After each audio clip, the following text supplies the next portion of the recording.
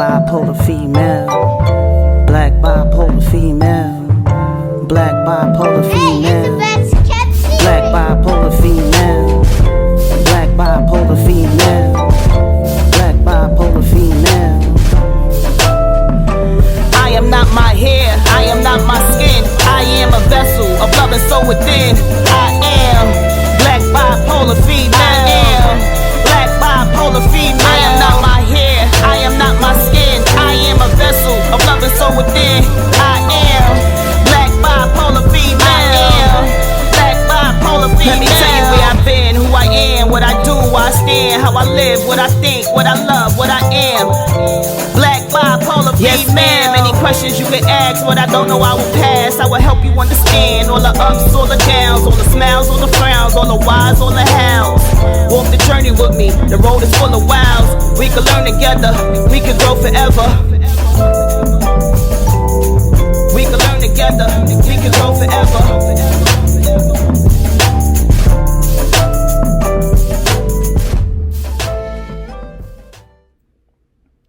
For a long time, I thought of doctors as people I had to see.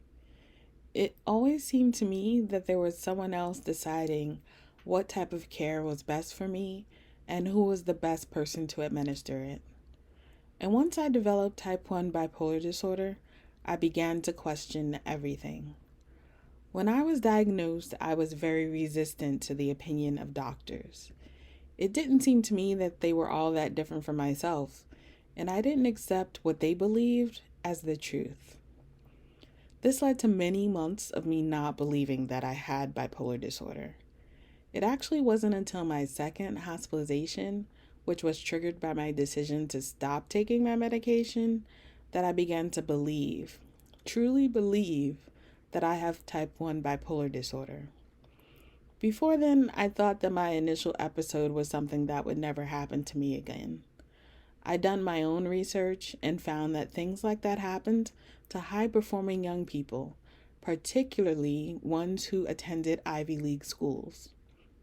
I just had to manage my stress better, and then I wouldn't need medication or to go to a therapist or psychiatrist ever again. I really believe that all of the doctors I interacted with in the hospital were wrong. I would not need medication for the rest of my life. There would be no new normal. I was going to return to my former self and become who I was meant to be. But the symptoms rushed back only a few short months after I stopped my medication. I knew I had to go back to the hospital right away, so I asked if I could withdraw from school again and reapply at a later date. I didn't have to stay in the hospital long, but I knew it was going to take me a good bit of time to fully recover. Upon my return home, I jumped right back into therapy and went back to my old job as a cashier at the Brooklyn Aquarium. When it was time to reapply to school, Harvard accepted me back right away.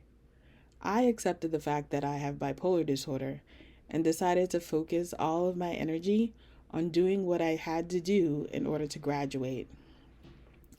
I was certain I was in for a rest of my life kind of battle, and I knew I had to figure out which doctors I would trust and accept treatment from. I learned that a doctor is only as good as their experience and education, and their recommendations are just an educated guess. Taking that one step further, I began to realize that I wasn't just a patient, I was a customer. I didn't have to accept just any kind of treatment from just anyone.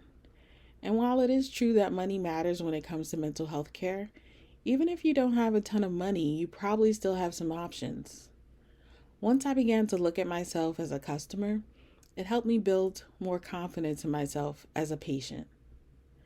Now it's been over 25 years of my living with type 1 bipolar disorder, and although I'm not a doctor, I feel like I know more about myself living with bipolar disorder than anyone.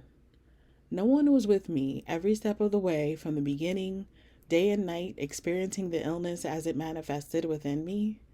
I fought alone, and bipolar disorder almost won. So now I do not stand for anything less than good treatment. It doesn't have to be the best in the world, but it can't be mediocre. And post-COVID, there are more mental health care options than there have ever been. If you need someone, you probably can find someone. Just take your time and find someone good for you. Someone whose opinion you value and who you trust to make the right decisions when it comes to your care. A doctor or therapist you respect is the best one for your mental health.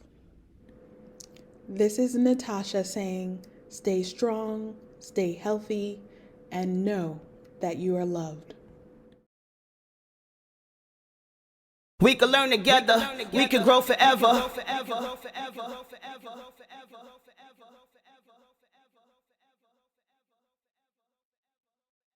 We can learn together, we can grow forever.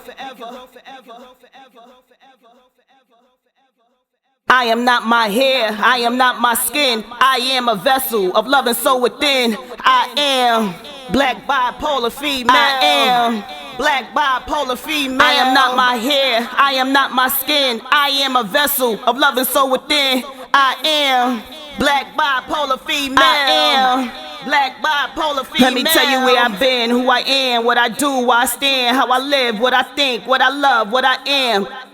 Black bipolar female. Yes, ma'am. Many questions you can ask. What I don't know, I will pass. I will help you understand all the ups, all the downs, all the smiles, all the frowns, all the whys, all the hows.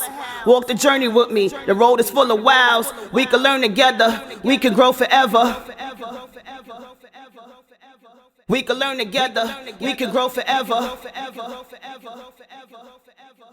Black bipolar female.